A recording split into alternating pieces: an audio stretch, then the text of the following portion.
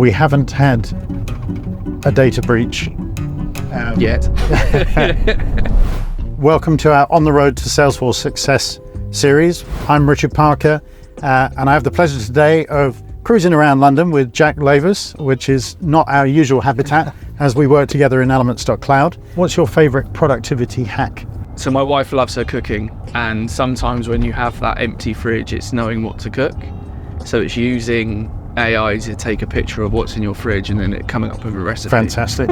There's no argument. It's like, No, exactly. What have you done? It's Yeah. like, hey, it's not me. I mean, it's the AI. So would you rather debug or do documentation?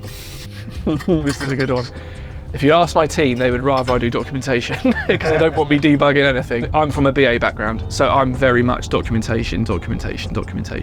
I can get my hands dirty in debugging, but I'm not a developer, I'm not a coder, I'm an admin as such, but again, I'm much more documentation focused. We haven't had a data breach Yet. So thanks to all the wonderful security that we enjoy as an ISO 27000 registered company. To have you on the record, documentation, a necessary evil or key to success? Key to success. If you don't have any documentation at the moment, I'd very much go down the what, how, why. That's exactly how I started. It's so, you know, the what and the how are pretty obvious. But the important thing, especially when if something goes wrong or you could potentially break something, is the why.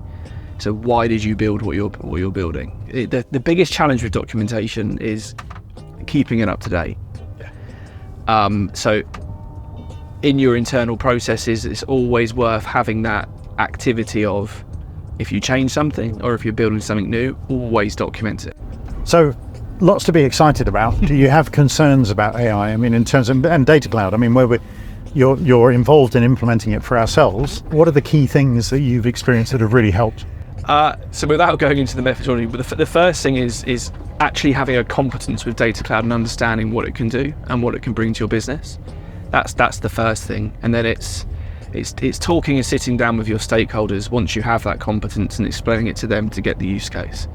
Once you have the use case that can solve a business problem, suddenly you can actually see value in data cloud. So I think my first bit of advice would always be, what's your business problem that you're trying to solve? That's not just from a system standpoint, it's from a business process standpoint. So, I mean, the interesting thing about it is, although the technology is amazing, the approach to actually get the most out of it, get the return on investment is kind of doing the basics well. It's what we've been promoting, what we've been doing internally for years. It's working with people in the business to understand their problems.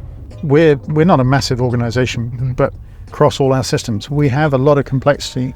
Yeah. How do you feel about managing, how we're managing that complexity and where we're at on our journey of the constant journey of managing it? We're quite lucky because we've got that tool. It's the Elements.cloud tool. So in terms of managing the systems themselves, how they integrate, the reference models, understanding the metadata in terms of the dependencies cross-system. Yeah. I mean, I'm in a very privileged situation because I have that tool available to me. I've spoken to other CIOs and, you know, people that platform owners, and they have a real challenge in managing it.